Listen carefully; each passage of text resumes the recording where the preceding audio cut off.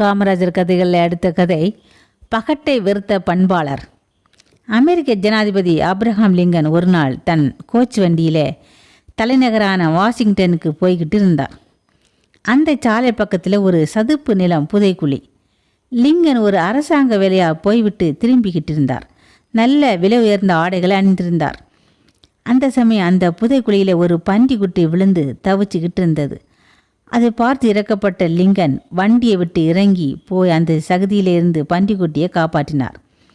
அப்புறம் வண்டி ஏறி வெள்ளை மாளிகைக்கு வந்து சேர்ந்தார். உடையெல்லாம் சகதி அழுக்கு. இதை தெரிஞ்சுக்கிட்ட எல்லாரும் ஆப்ரஹாம் லிங்கனை புகழ்ந்தார்கள். உடனே லிங்கன், தயவு செய்து என்னை புகழாதீங்க, அந்த சின்ன பிராணி சகதியிலே மாட்டிக்கிட்டு துடிச்சிக்கிட்டு இருந்தது. அதை பார்த்ததும் என் இதயத்திலே முள் பாய்ந்தது போன்ற உணர்ச்சி.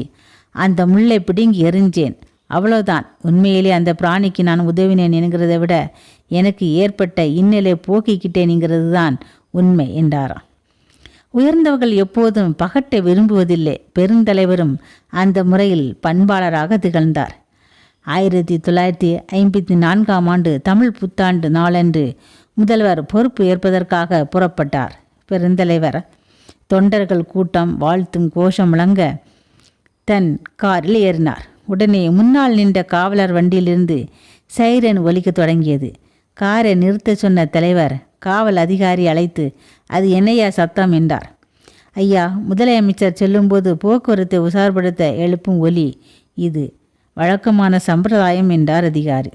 இதோ பாருங்க, முன்னாலே இந்த பழக்கம் இருந்திருக்கலாம், எனக்கு இதெல்லாம் வேண்டான், சத்தம் போடாமல் போங்க என்றார் தலைவர். நுங்கம்பாக்கம் சந்திப்பில் போக்குவரத்தை சீர் செய்து கொண்டிருந்த காவலர் இவர் சென்ற வண்டியை நிறுத்தி எதிர்ப்புறத்தில் வந்த வண்டிகளுக்கு இடம் கொடுத்து அனுப்பிய பின் இவர் வண்டி செல்ல அனுமதி அளித்தார். தலைவருடன் சென்ற காவல்துறை மேல் அதிகாரிகள் சினமுற்றனர். காமராஜரோ அந்த காவலரின் கடமையை கண்டு பூரித்தார். வண்டியை பார்த்த பிறகுதான் காவலுக்கு விஷயம் புரிந்தது. முதல்வர் காரையே நிறுத்திவிட்டோமே என்று கலங்கினார். அன்று மாலையே பெருந்தலைவர் வீடு திரும்பிய போது வாசலில் காத்து நின்று மன்னிப்பு கேட்ட காவலரை தட்டி கொடுத்த தலைவர் அவரது கடமை உணர்வை பாராட்டினார். தன்னை தலைவராக எண்ணிக்கொள்ளாமல் மக்களில் ஒருவராகவே பாவித்து கொண்டதுதான் தலைவரின் சிறப்பு.